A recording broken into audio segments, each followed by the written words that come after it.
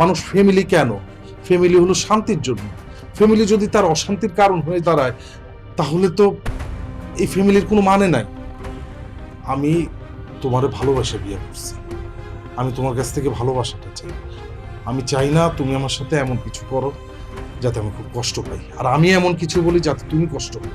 এই একদম চুপ। তোমার জন্য আমি আমার ফ্যামিলিতে মুখ দেখাতে পারি না, মা বাবা ভাই বোন আত্মীয় স্বজন কারো কাছে আমি মাথা উঁচু করে দাঁড়াতে পারি না। আমার দুলাভাইয়ের কাছে আমি ছোট হয়ে যাচ্ছি। আমার খালা খালু এত কথা বলে যে আমি তাদের কথার উত্তর দিতে পারি না, মাথা নিচু করে থাকতে হয়। তুমি জানো তোমার জন্য আমার স্ট্যাটাস কোথায় গিয়ে দাঁড়িয়েছে? শুধু তোমার জন্য।